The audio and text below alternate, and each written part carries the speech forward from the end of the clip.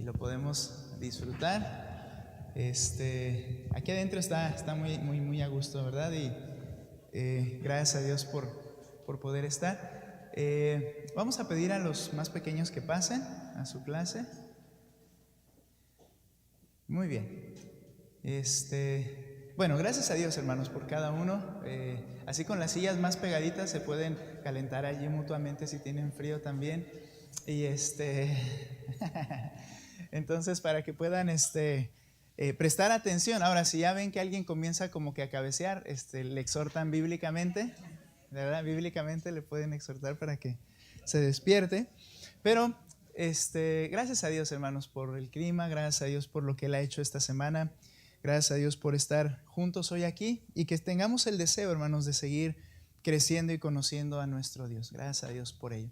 Les invito, por favor, que vayan conmigo a Efesios, que es donde estamos estudiando nuestra primera enseñanza durante el domingo. Gracias.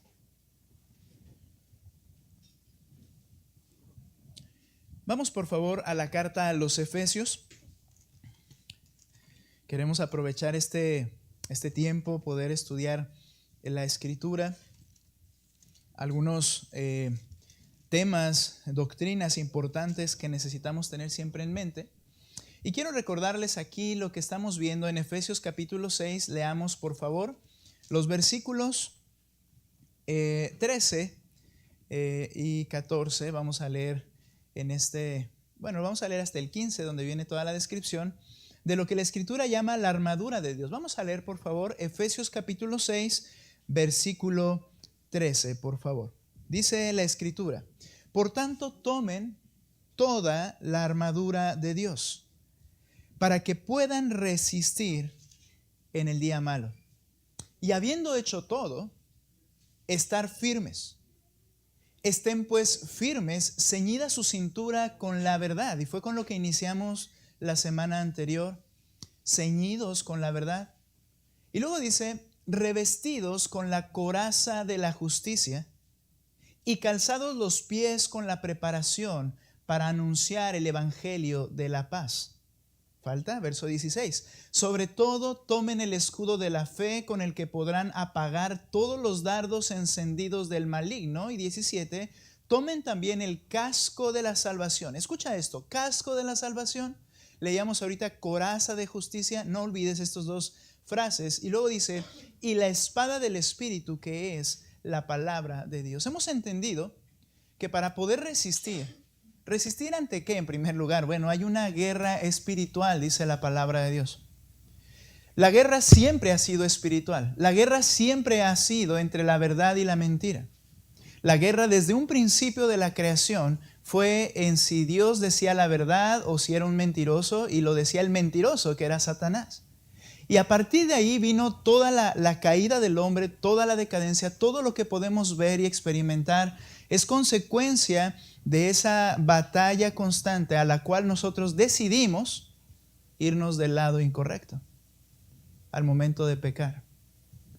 Al momento de amar el pecado más que a Dios, decidimos ponernos en la posición de enemigos de Dios en esta guerra permanente espiritual. Pero Efesios explicaba, el apóstol Pablo, que esa guerra que el creyente, el cristiano ahora tiene, espiritual, no es contra una persona física, no es contra la demás humanidad, sino que es contra huestes espirituales de maldad.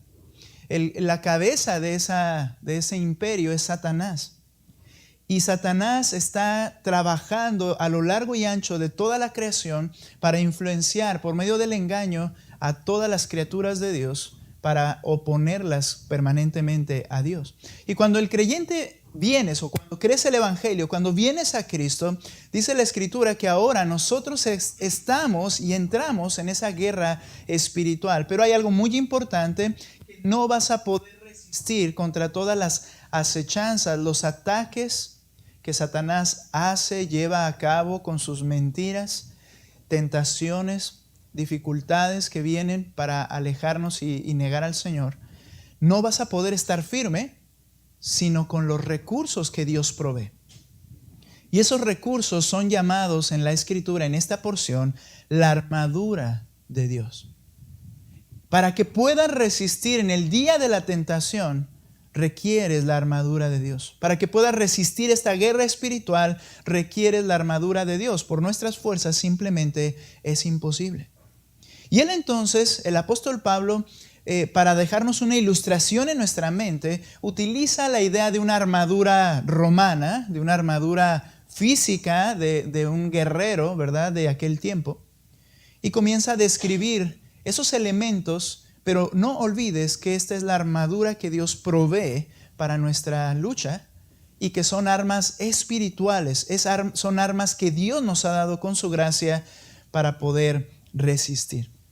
Vimos la semana anterior entonces que debemos estar ceñidos con la verdad y no es mi intención hablar más de ello, pero entendimos que solamente por medio de la verdad es que podemos estar preparados para esta guerra. Es la que evita que haya en nosotros estorbos. Es la que nos hace poder estar libres para poder luchar de manera correcta. Es su verdad, tanto entendida en mi vida, su palabra, como practicada en mi vida como un hombre veraz y una mujer veraz, que es lo que Dios quiere producir en nosotros. Ahora, el apóstol habla en este verso 14, la segunda parte, revestidos con la coraza de justicia. Al utilizar esta palabra, esta frase, una coraza de justicia, perdón, debo hacer un paréntesis. Hermano, creo que los cortes que se escuchan es en el aparato de allá, el grande, porque ahorita que también se intentó tocar se escuchaban cortes. Puede ser por ahí alguna cosa que esté mal conectada. Gracias, hermano. El apóstol utiliza ahora la idea de revestido con la coraza de justicia, y yo les pedí que recordaran el verso 17 cuando dice también tomen el casco de la salvación, y lo vamos a ir viendo eso más adelante. Pero Pablo, al usar esta escena, esta imagen más bien, Pablo está haciendo memoria de un pasaje en el Antiguo Testamento. Lo está trayendo al presente. Y este pasaje es Isaías capítulo 59. Ve conmigo por favor para allá. Vamos a estudiar aquel pasaje un poco para poder entender entonces ahora lo que debemos entender en Efesios capítulo 6.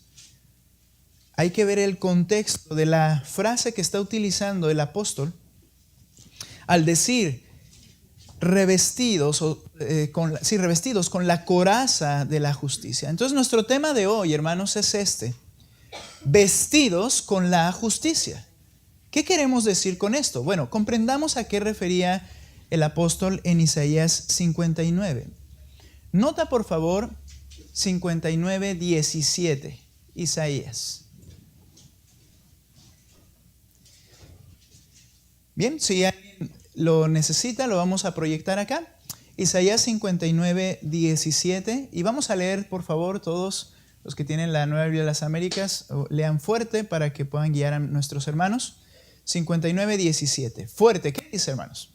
Se puso la justicia como coraza y el casco de salvación en su cabeza.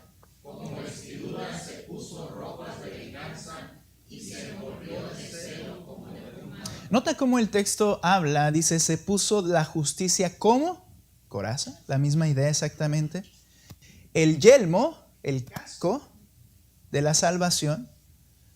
Y habla de otros aspectos ahí, dice la vestidura, como vestidura se puso ropas de venganza y se envolvió en celo como un manto.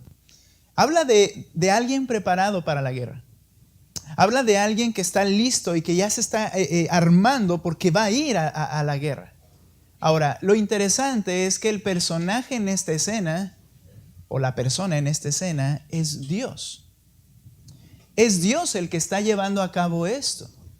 Dios es el que se pone esa justicia como coraza, ese casco de salvación en su cabeza. Ahora, entonces, al recordar y ver este pasaje que Pablo está haciendo referencia en Efesios, es preciso comprender lo que sucede en este pasaje. Ahora, cuando quieres hacer eso, para que nos dé luz de lo que está diciendo y lo que dice Efesios, cuando quieres hacer eso, no te puedes quedar solamente en leer ese texto y decir, sí, mira, qué parecido es, y entonces ponernos a pensar y tratar de definir qué está diciendo al ver solo este texto.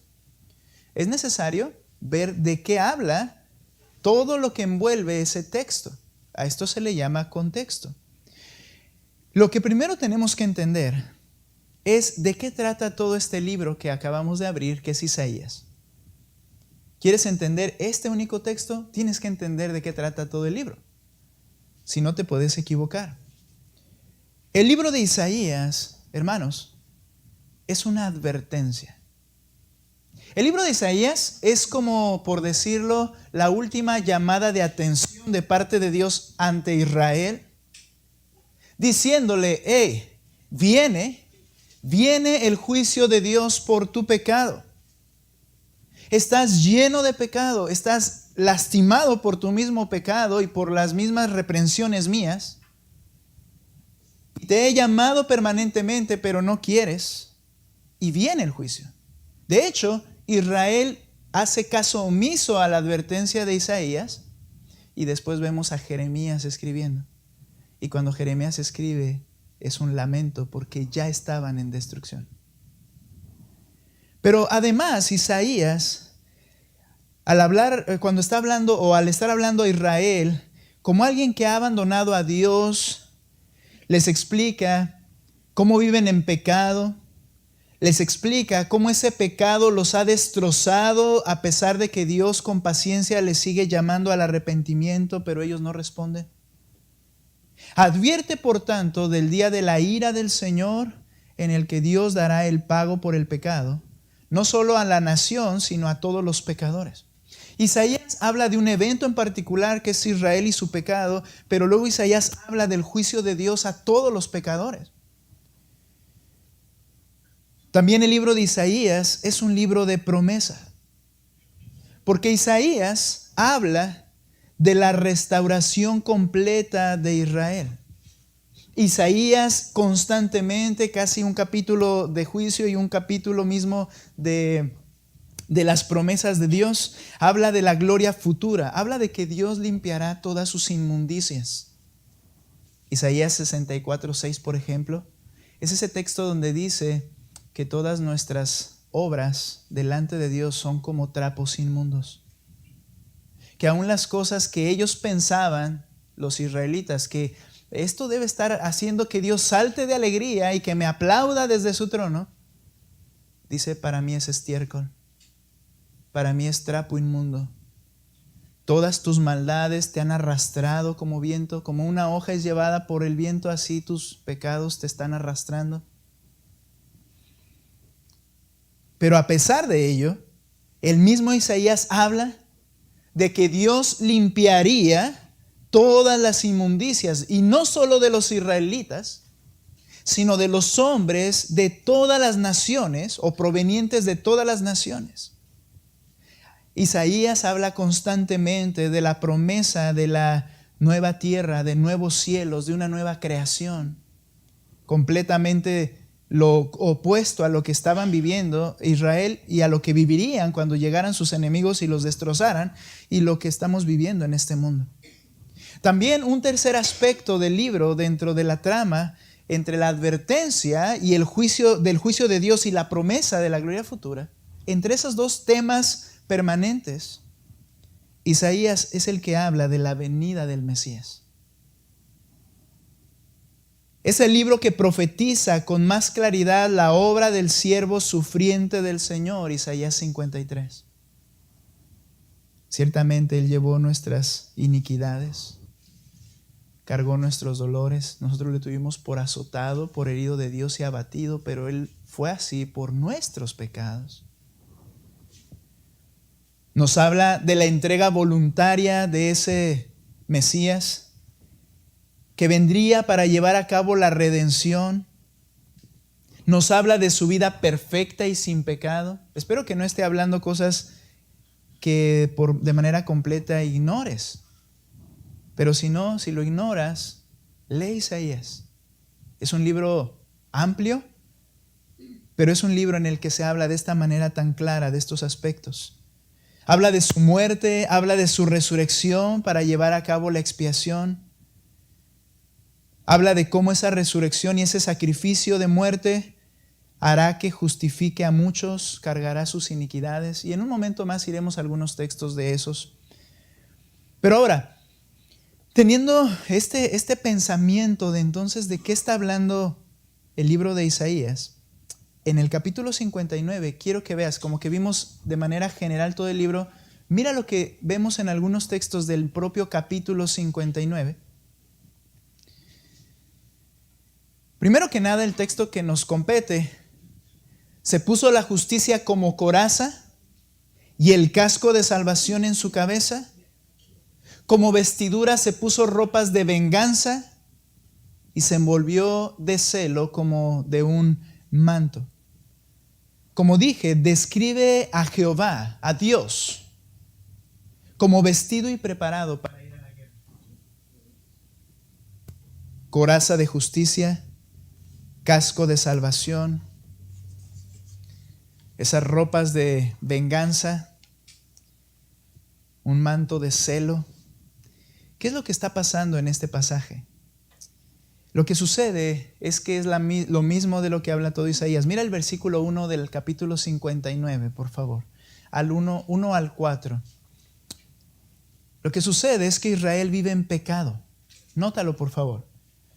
La mano del Señor no se ha acortado para salvar, ni su oído se ha endurecido para oír. Si en los israelitas pensaban, bueno, ¿y dónde está Dios con todos estos problemas que están viniendo a mi vida? O con estas circunstancias que estoy viviendo en mi vida, el pueblo de Israel, Isaías les tiene que decir, hey, escucha algo, el problema no es Dios. No es que Dios no escucha, no es que Dios no dejó de ser el Todopoderoso. El problema no es en Dios. Verso 2. Pero las iniquidades de ustedes han hecho separación entre ustedes y su Dios. ¿Cuál es el problema? El problema es tu pecado y mi pecado, le está diciendo Isaías al pueblo de Israel. Eso ha hecho que haya una separación entre Dios y nosotros. La Escritura describe esta separación como la muerte espiritual. Somos vivos, ¿verdad? Pensamos, planeamos, decidimos, pero la Escritura dice, pero estás muerto en tus delitos y pecados. ¿Qué es esto? No tienes relación con el Dios Santo que cantamos hace un momento. Porque tu pecado, no puede Dios simplemente relacionarse contigo porque Él es completa y infinitamente santo. Y ese pecado, el cual está en tu vida, ha hecho que haya una separación, dice enseguida, y los pecados le han hecho esconder su rostro para no escucharlos. Dios tomó una determinación: yo no voy a tener relación contigo por causa del pecado que hay en ti, porque yo soy santo.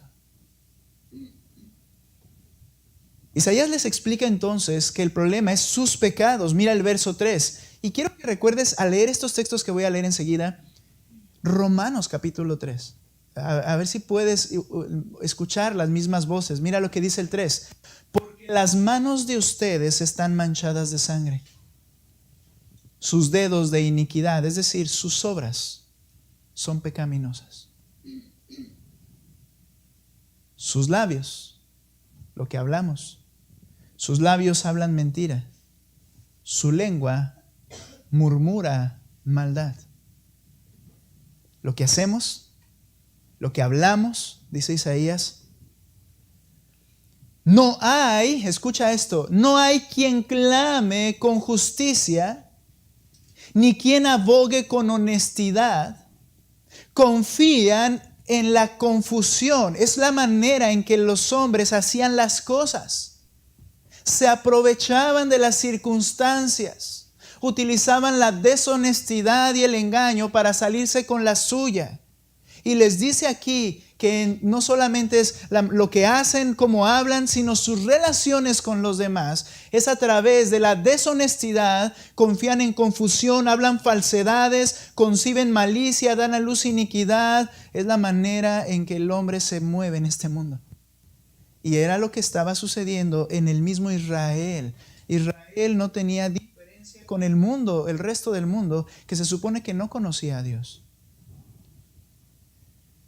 Ahora, cuando estoy leyendo esto, ¿recuerdas en Romanos cuando Pablo habla, no hay justo ni aun uno, no hay quien entienda, no hay quien busque a Dios, todos se desviaron, a unas se hicieron inútiles, no hay quien haga lo bueno, no hay ni siquiera uno, sepulcro abierto en su garganta, con su lengua engañan? Toda esta descripción son textos tomados de Isaías y de los Salmos. Por ejemplo, verso 7, sus pies corren al mal, eso es lo que los trae prestos. Se apresuran a derramar sangre inocente, sus pensamientos son pensamientos de iniquidad y actos de violencia hay en sus manos. Perdón, ya me brinqué a otro lado, ¿verdad?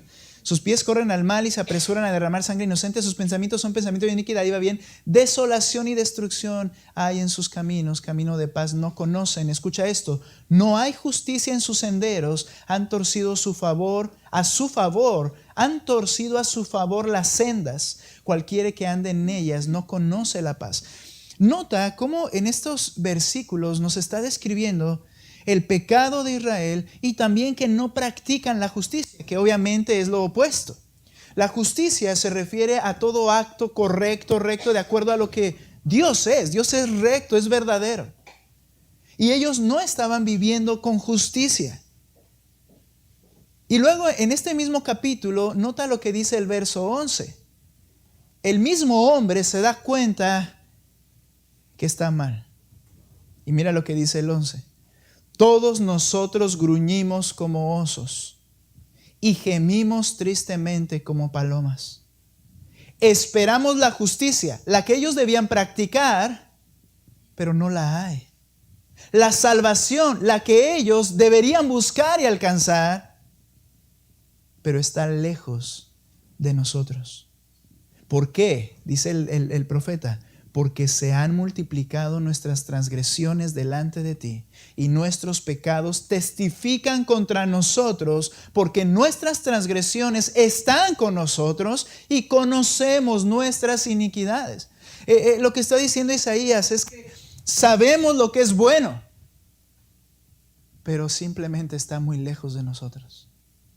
Nuestra vida, nuestro carácter, nuestras motivaciones, nuestros pensamientos, palabras, hechos, todo lo que somos es completamente distinto a lo que deberíamos ser. Gemimos, dice, como osos, gruñimos como osos, gemimos como palomas.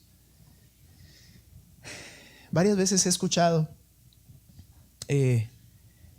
a personas decir que vivimos en un mundo de maldad y muchos por eso afirman que este es el infierno y que no hay un infierno después. Se dan cuenta de que las cosas no funcionan como debieran funcionar, pero hay otra cosa de la que también debieran darse cuenta. No pueden hacer nada por sí mismos. Y no me refiero a tratar de cambiar al mundo, me refiero a que ni siquiera podemos cambiarnos a nosotros mismos. Porque dijo el Señor Jesucristo, porque tú eres esclavo de tu propio pecado. Y es ahí donde está el problema. El pueblo de Israel está viviendo de una manera pecaminosa, la justicia que debían practicar está alejada, se dan cuenta de su condición y no pueden hacer realmente nada por sí mismos. Y entonces es Dios quien tiene que actuar. Y es que siempre ha sido así. Desde el día que Adán y Eva pecaron, ellos quedaron con las manos atadas para hacer algo a favor suyo. Y es Dios el que tiene que hacer algo. Entonces, viendo el Señor esa descripción, viendo ese vivir, nota por favor lo que dice el 13, permíteme leer un poquito más ahí. Transgredir, negar al Señor. Esto es como la dinámica de la vida del mundo y de los israelitas en ese momento. Apartarse de nuestro Dios, hablar de opresión y rebelión, concebir y proferir en el corazón palabras mentirosas. Se ha vuelto atrás el derecho, la justicia permanece lejos, porque ha tropezado en la plaza la verdad. O sea, la verdad no hay en sus vidas, en su sociedad. Y la rectitud no puede entrar. Sí, falta la verdad y el que se aparta del mal es hecho presa. Y mira el 15, la segunda parte. Y lo vio el Señor y desagradó a sus ojos que no hubiera derecho. Mira, algo bien interesante, aunque estoy tratando aquí otros puntos que van surgiendo conforme vamos leyendo, pero nota que podríamos decir, bueno, Dios sabe que somos pecadores y que no podemos hacer nada por nosotros mismos. Y ese concepto es el que ha llevado a varios a pensar. Entonces, como Él sabe que somos así, Él dice, bueno, no importa, yo voy a hacer algo y te voy a arropar conmigo y no pasa nada. Es decir, al final de cuentas, alguien me dijo una vez, Dios tiene que salvar a todos porque Él es misericordioso y amor, ¿no es cierto? Ese concepto de pensar y decir que Dios va a hacerlo por su amor, hace olvidar o se opone a la otra verdad que debe de correr junta, que Él es santo y justo. Y al ser santo y justo, dice lo que dice este texto, es verdad, Él ve cómo estamos por nuestra culpa. Y no dice ahí, y él tiernamente dice el Señor, ay, no te preocupes. No. Y se enojó porque no haces lo que tienes que hacer. ¿Por qué es esto? Porque al final sigue siendo tu responsabilidad y tu pecado. Para eso te creó Dios. Yo no vivo contigo y tú no vives conmigo toda la semana. Pero sea como sea, yo sí sé algo que la Biblia enseña. Fuiste creado para servirle. No importa lo que estés haciendo en tu día a día. Si no estás llevando a cabo eso, estás rechazando la voluntad del Señor. Para eso te creó. Y Dios entonces dice que se aira, se enoja, porque no hay allí, no hay quien haga lo recto, no hay derecho. Verso 16, vio que no había nadie, es decir, nadie que hiciera lo correcto, y se asombró de que no hubiera quien intercediera. O sea, todos estaban igual. ¿Cómo voy a interceder yo por otros si yo también soy pecador? Y aquí viene la acción de Dios. Entonces, su brazo, su obra, su poder trajo salvación y su justicia lo sostuvo. Dice que se vistió, leíamos hace un momento, por eso viene el verso 17. Se puso la justicia como coraza y el casco de salvación en su cabeza. Vamos a quedarnos con esas dos ideas por ahora. Es Dios quien tiene que actuar. Y tiene que hacer dos cosas: ejecutar justicia y traer salvación. Vemos aquí Dios tomando una determinación. La imagen es, cuando dice que se coloca el casco, la imagen es un soldado cuando va a la guerra, y en aquel tiempo cuando era esa guerra cuerpo a cuerpo, lo último que se ponían era el casco. ¿En qué sentido? O sea, de manera lógica quiero decir. Puedes ir caminando hacia donde va a ser la guerra y vienes lo más ligero posible. Pero cuando ya está el enemigo enfrente y comienza entonces listos para la guerra, lo que agarraban y se ponían al final era el casco, que quería decir, voy a pelear, es tiempo, voy a entrar a la guerra. Ahora, pensando de esta manera, es Dios entonces que como soldado se coloca su casco determinado a comenzar la pelea. Y eso de ponerse el casco dice de la salvación. Esto implica la determinación de Dios. Dios se determinó a traer y ejecutar salvación. Y podríamos decir, bueno, Señor, sálvanos. Si ese es tu propósito y eso es tu anhelo y esa es tu determinación, pues sálvanos. Y sálvanos a todos así de manera fácil. Pero lo hará cuidando su carácter santo. Dice que se pone el casco, pero se puso en primer lugar la coraza, lo que protege a una persona de manera integral su cuerpo, la coraza de justicia. En otras palabras, quiero decir esto: Él no va a salvar sin ejecutar justicia. Y es aquí donde está el problema. Porque podría salvar y llevarse a los pecadores al cielo solamente porque sí, pero eso no sería justo. Porque lo justo es que el pecado sea castigado. Lo justo es que lo malo se castigue y que se haga lo bueno. Eso es lo que implica la justicia. La justicia es que el mal debe pagar. El problema es que si Él actúa solo con justicia y Él no tiene el casco de la salvación, no se determina a salvar, y si al principio de la creación, cuando pecó Adán y Eva, Él dice, no los voy a salvar, ¿sabes cómo sucedió? ¿Sabes una escena que sí sucedió esto con Satanás y sus demonios?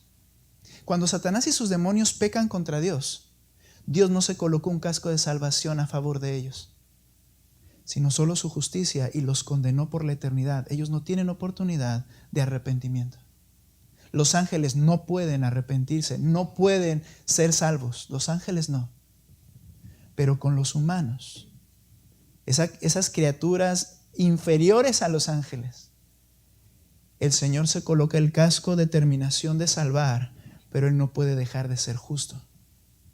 Si no lo hubiera hecho, nos hubiera pasado como a los ángeles. Dios hubiera destrozado a todos y simplemente Él seguiría feliz porque Él es feliz siendo Dios. Pero se puso un casco llamado salvación. Esto nos debe llevar a entender que como tiene un carácter santo, Él entonces debe salvar, pero lo hará con justicia. ¿Qué es esto? Castigando el pecado, pues no puede quedar impune, vengándose así de sus enemigos para traer libertad. Y habla de que con un celo santo y sublime se vistió. ¿Por qué?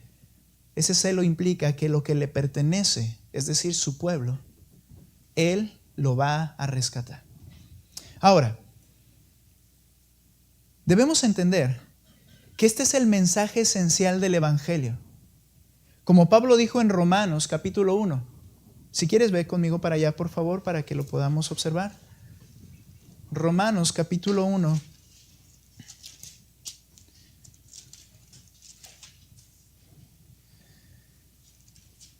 Este es el mensaje esencial del Evangelio. El Evangelio es para salvación, ¿cierto? Pero mira lo que dice el mensaje del Evangelio. Verso 16, dice el apóstol Pablo describiendo este mensaje del Evangelio. Porque no me avergüenzo del Evangelio. ¿Por qué? Pues es el poder de Dios para salvación. Lo que Él se determinó a hacer, salvar a los pecadores. El mensaje es poderoso para salvar a todo aquel que cree. En otras palabras, si tú entiendes el mensaje del Evangelio y crees en Él, Él te salva. ¿Ok?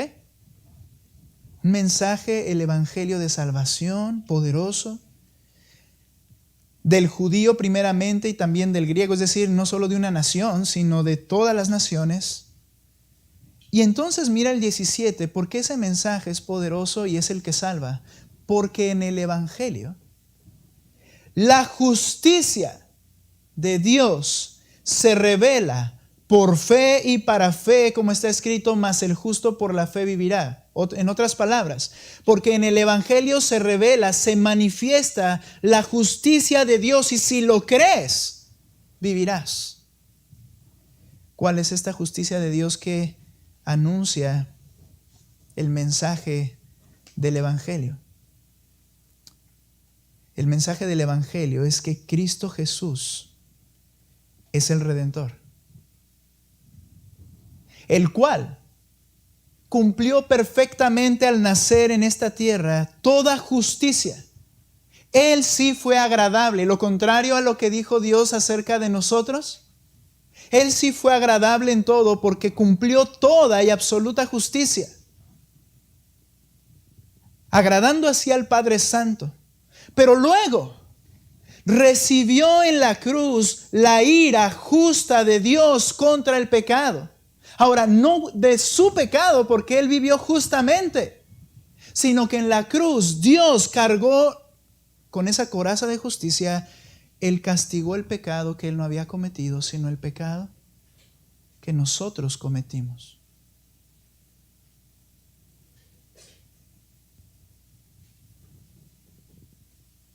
recibió el castigo que la justicia merecía, porque sustituyó en la cruz a aquellos que crean en Él. Entonces el mensaje del Evangelio no es solamente Cristo te salva. El mensaje del Evangelio implica Cristo sufrió y fue castigado justamente, no por su pecado, sino por el tuyo. Isaías 53, ve conmigo, te dije que íbamos a ver un texto allá en Isaías. Isaías 53 es el capítulo, bueno, un poco antes también comienza a hablar de la venida de Cristo, el Mesías. Este capítulo es tan claro que en los años 60 comenzó a haber una corriente muy fuerte en Estados Unidos que decía que la Biblia no era ciertamente de la antigüedad que se decía, que la Biblia fue escrita tiempos después de Cristo, por eso se sabían todos los detalles, que de hecho Isaías era un libro que fue escrito por alguna persona en algún tiempo después de Cristo para poder explicar de manera razonable lo que Isaías 53 explica de cómo Cristo iba a venir, iba a vivir, iba a morir, todos los aspectos. Y el Señor tenía un as bajo la manga, por decirlo de alguna forma. En los años 60, un pequeño pastor de ovejas cae en las cuevas de Qumran, cerca allá en Medio Oriente. Y cuando entran allí hay jarrones con rollos de diferentes escritos. Estaba el libro de Isaías, que databa de años antes de Cristo. Y entonces todo eso se vino abajo. ¿Por qué? Porque cuando lees Isaías 53 dices, oye, qué claro está. Pero a pesar de ello, no lo creen. Ahora, mira lo que dice Isaías 53 acerca de ese sacrificio de Cristo, el Evangelio. Es llamado el Evangelio de Isaías, el capítulo 53, verso 5. Pero Él, hablando de ese Mesías, fue herido. Esto habla herido de muerte. Por nuestras transgresiones. Molido. No, en la cruz no quedó una figura humana. En la cruz no quedó aquel personaje que nos han pintado, que aún sigue siendo hermoso, aunque con algunos raspones. El término es que así como las aceitunas eran aplastadas para sacar a prensa, prensado en frío, dicen, ¿no? Para sacar el aceite, Cristo fue molido, convertido literalmente en carne molida, en una llaga, porque el látigo romano le hizo ver sus propios órganos internos, dice Salmos, puedo ver mis entrañas y mis huesos. No era lo que pensamos o lo que imaginamos. Dice, Él molido por nuestras iniquidades. Y ahora nota el 10, yo te invito luego a leer todo el 53, pero mira el 10. Pero quiso Jehová, o quiso el Señor, quiso el Padre quebrantarlo, pero Él no había hecho nada malo, sometiéndolo a padecimiento. ¿Para qué? Cuando Él se entregue a sí mismo como ofrenda de expiación. La expiación era para purificar los pecados, y si Él no cometió pecado, no necesitaba por su pecado. Dice, se entrega como ofrenda de expiación, verá a su descendencia, esto habla de su resurrección, prolongará sus días y la voluntad del Señor en su mano prosperará. Y nota, debido a la angustia de su alma en ese momento del castigo, Él lo verá y quedará satisfecho. Por su conocimiento, por su obediencia de Él, el justo, mi siervo, Él sí fue justo. Mira, justificará a muchos y cargará las iniquidades de ellos. Ese acto en el que hace expiación lo hizo por nuestros pecados. Y dice el texto, para que seamos justificados. ¿Qué es esto? Es una sustitución. Él tomó el lugar del pecador y Él recibió el castigo que su pecado merecía con justicia, aunque Él no pecó, para que el pecador reciba las bendiciones y la vida justa que Cristo tuvo. Es una sustitución, y dice el Evangelio, es poder para salvación. ¿Crees que tú eres ese pecador atado de manos que merece el castigo eterno en el infierno, pero crees que Él tomó tu lugar, que cargó tu castigo porque murió por tus pecados, que resucitó al tercer día para demostrar que Él es quien decía ser, es decir, el Hijo de Dios. Si tú crees eso, dice en el Evangelio, es poder para salvarte. Y entonces Él es el que cargó tus iniquidades y ahora te da su justicia como un regalo. Nota entonces que cuando Pablo habla de vestirnos con la coraza de justicia, ahora entiendes que Dios requería, porque Él es justo, actuar con justicia. Ahora debemos vestirnos nosotros también con la coraza de justicia. Regresa conmigo, por favor, a Efesios. Este es el segundo elemento de lo que la Biblia llama la armadura de Dios, esa que nos ha provisto para asegurarnos la victoria al enfrentar la guerra espiritual contra los enemigos de Dios. Y como soldados de Dios es vital para nosotros portarla permanentemente.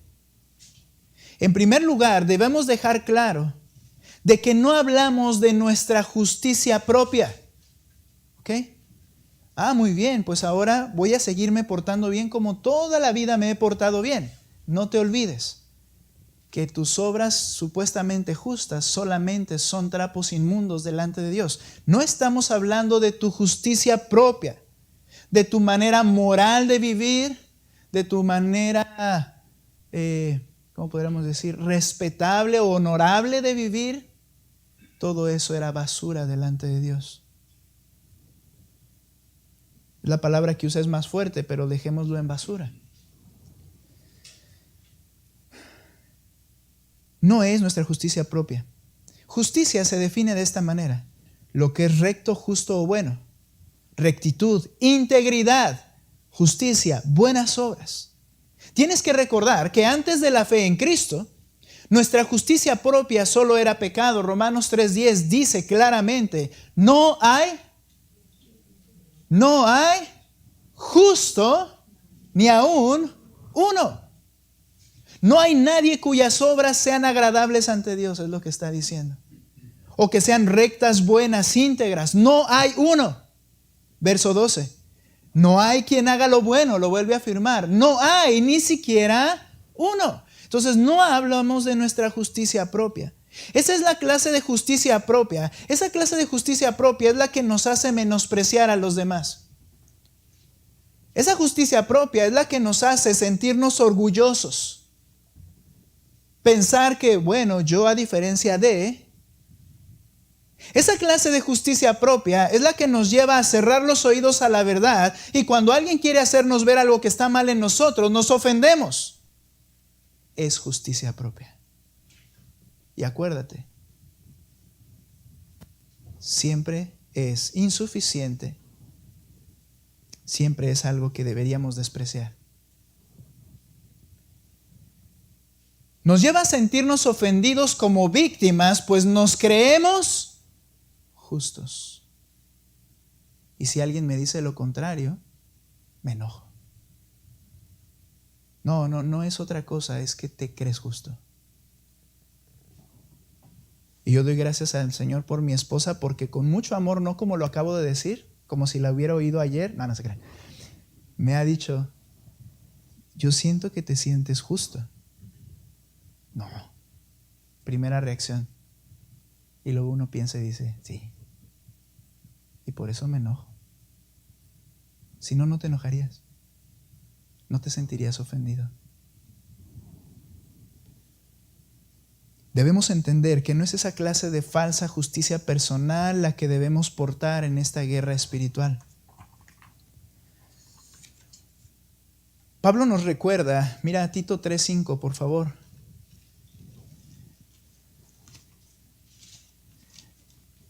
Tito 3:5. Les voy a pedir por favor que me ayuden a leerlo con fuerza. Tito capítulo 3, verso 5. ¿Listos? Adelante, fuerte. En el hemos hecho, sino conforme a su misericordia, por medio del lavamiento de la regeneración y la renovación por el Espíritu Santo. Queda claro que para la salvación no están consideradas tus justas obras. ¿Queda claro? Queda claro que cuando el Señor te perdona y te salva es solo porque crees que tú mereces la ira de Dios y el castigo eterno, pero Cristo toma tu lugar y no que mereces de alguna manera ser salvo. Pablo lo dice a Tito de esta manera: no fue por nuestras obras de justicia, sino por su misericordia. Y en el verso 7 dice, ¿para qué? Él al hacer esto dice, para que justificados. Este es un término similar pero distinto. Ser justo es que yo he obrado justamente. Ser justificado es que alguien dice, ahora eres justo. Y tú dices, pero no lo soy, pero yo digo que sí. Y aquí está lo hermoso.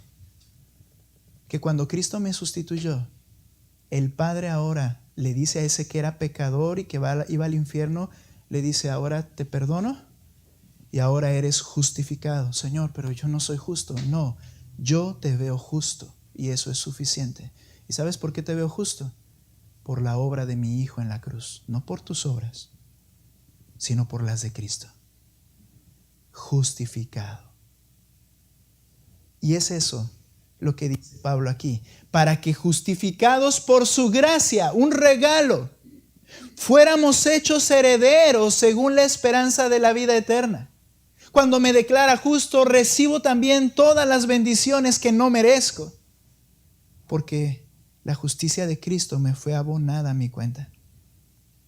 Fue al creer el Evangelio entonces que nos fue imputada, es un término legal, a nuestra cuenta la justicia obrada por Cristo. Romanos 3:22, por favor. Si no llegas ahí, escúchalo y nos ayuda la pantalla más veloz que nuestros dedos, creo. No, miren, creo que no. Sí. 3:22 Romanos, nota lo que dice, por favor, después de esa descripción de que no hay justo ni aun uno. Mira lo que dice el 22. Esta justicia de Dios, por medio de la fe en Jesucristo, no es mi justicia, la de Dios, que por medio de la fe en Jesucristo es para todos los que creen, porque no hay distinción. La justicia de Dios es para ti. Te la abono a tu cuenta solo por la fe. Nota, es una situación de posición ante los ojos de Dios. Dios ve la justicia de Cristo en nosotros y es la justicia de Cristo imputada en nosotros en la que descansamos nuestra salvación eterna. No, si te preguntan, si tú has creído el Evangelio y alguien te dice, bueno, ¿y estás seguro que vas a ir al cielo? Tienes la obligación de afirmar con un sí rotundo. Porque si tú llegas a pensar, no estoy seguro, estás confiando en tus obras. Pero las obras de Cristo no fallaron en ni un sentido. Entonces, ¿vas al cielo? Sí, ¿por qué? Porque Él me ha dado su justicia. Es porque crees que Él es quien dice ser. Nota por favor que esa es la confianza de un creyente. Filipenses 3:9. Ve un poquito adelante y mira lo que dice ahí. Hablando Pablo, mira su anhelo. Dice 3:9. Y ser hallado en Él, en Cristo, no teniendo mi propia justicia derivada de la ley. Es decir, él era judío, era religioso y dice, no mis obras que yo hacía tratando de guardar la ley, no teniendo eso, sino la que es decir, la justicia que es por la fe en Cristo. La justicia que procede de Dios sobre la base de haberle creído, de haber confiado en Cristo. Esa es la justicia que quiero que el Señor vea en mí y es la que Dios ve en nosotros. No la mía propia, la de Él. Esto nos humilla, pero nos quita mucha carga. Gracias a Dios porque somos aceptos solo por Cristo. Ahora, no voy a decir las palabras mágicas esta vez, pero vamos avanzando. Voy a decir esto y está bien, vamos a terminar la próxima semana. Si Dios ya nos declaró legalmente justos, quiero que pienses en esto. ¿Qué quiere decir que me vista de la coraza de justicia? Ah, Señor, ya me vestiste. No, es claramente que dice, revístanse de la coraza de justicia. Bueno, dijimos que la justificación por fe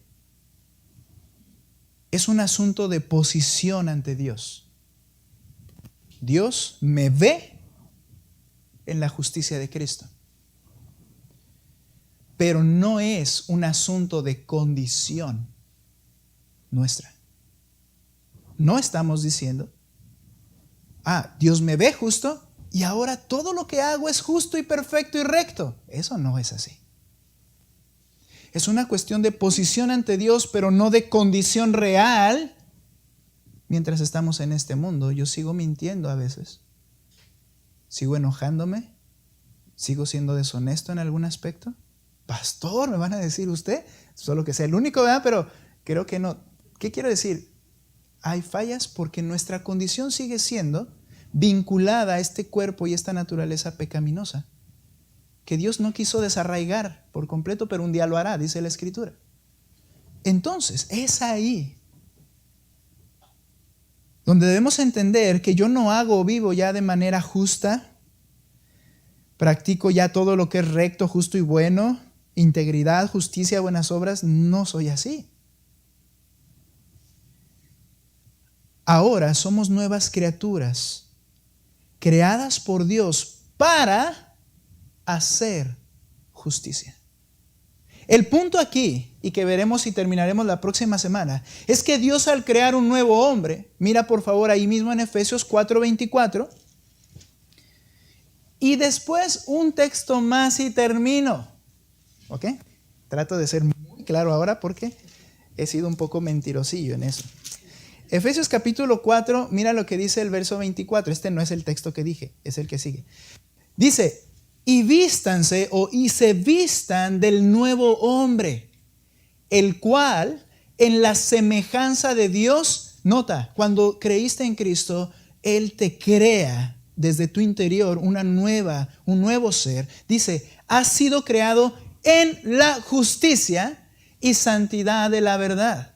Hay ahora una nueva esencia en ti cuando has creído en Cristo. Por tanto, termino Romanos 6:18. Ve conmigo ahí.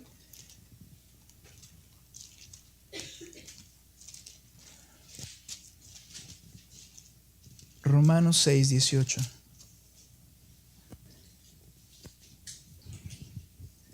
Y dice el texto, y habiendo sido libertados del pecado. ¿Cuándo sucedió eso? La misma escena. Cuando el Señor te perdona y te justifica, rompe las ligaduras del pecado, perdona todos nuestros pecados, dice la Escritura. Y habiendo sido libertados del pecado, ustedes se han hecho siervos de la justicia. ¿Qué es esto? Ahora vives para andar y hacer rectitud, integridad, cosas buenas, lo que Dios dice. Y mira por favor el verso 19, está el último ahí. Hablo en términos humanos, por causa de la debilidad de su carne. Porque de la manera que ustedes presentaron sus miembros como esclavos a la impureza y a la iniquidad, para iniquidad, así como metías todo lo que tú eres en complacer tus pecados y te afanabas en ello, invertías en ello, gastabas en ello, andabas en ello, te movías en ello, pensabas en ello. Bueno, ahora que has sido libertado del pecado, dice, así ahora presenten sus miembros como esclavos a la justicia para santificación. Lo voy a cerrar como una conclusión, pero lo voy a terminar la próxima semana, los textos que nos faltan. Vístete de la coraza de justicia. Dios cuando se vistió de ella no es porque no la tuviera. Él es justo. Pero Él iba a actuar con justicia. Dice el Señor, tú actúa, vive y practica ahora la justicia. Póntela como un soldado que va a la guerra Póntela en ti para que vivas y actúes y andes en esta guerra espiritual, haciendo todo como un esclavo de la justicia. ¿Cuáles son nuestras prácticas, nuestra forma de vida? ¿Cómo es que yo realmente me preparo para esta guerra espiritual que tengo enfrente? ¿Sabes? Aquí entonces nos lleva a no tener concesiones con nosotros mismos. A no tener concesiones. Bueno, puedo hacerlo porque en las circunstancias en las que estoy, todos lo hacen así, entonces yo voy a actuar de la misma manera. Dice el Señor, vístete de la coraza de justicia. No hagas eso. Bueno, es que estoy en una situación complicada y pues tengo permiso de... No lo tienes, pero dice el Señor, porque eres siervo de la justicia. Vístete con la coraza de justicia. Obra con justicia. Y puedes hacerlo porque Él te ha creado un nuevo hombre desde tu interior. Que el Señor nos ayude, hermanos, para que esta semana podamos vivir de una manera justa que honre a Cristo. Vamos a orar. Puestos en pie, les invito, por favor.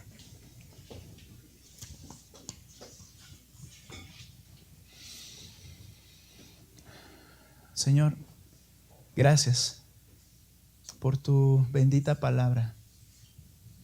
Gracias por hablarnos. Gracias por tu evangelio. Gracias porque tú te dispusiste a salvar, mostrando tu gran misericordia, pero lo hiciste de manera justa y el pecado no quedó impune, sino que tú lo castigaste en tu Hijo Jesucristo. Eres justo y siempre lo serás. Ahora que hemos creído en ti, que creemos esa verdad del evangelio, que en Cristo encontramos perdón y salvación al creer en Él, ahora tú nos has creado como nuevas criaturas y nos mandas que de manera diligente, que de manera intencional nos vistamos con esa coraza de justicia. Es decir, que vivamos con obras justas como tú nos mandas en tu palabra. Te ruego, Padre, porque somos muy complacientes con nosotros mismos. Siempre queremos ir a veces por las lagunas de las verdades, aunque tú no tienes lagunas, pero intentamos ir por allí para darnos permiso. No, Señor, tenemos que entender que estamos en guerra y que de lo contrario siempre caeremos presa de nuestras tentaciones. Siempre caeremos frente al enemigo que es Satanás. Ayúdanos a entender esto y que tú seas glorificado con vidas de hombres y mujeres que viven justamente, con integridad, esforzándose en la santificación. Gracias, mi Dios, por tu bendita palabra en el nombre de Cristo Jesús. Amén. Vamos a cantar, hermanos. Esto es importante.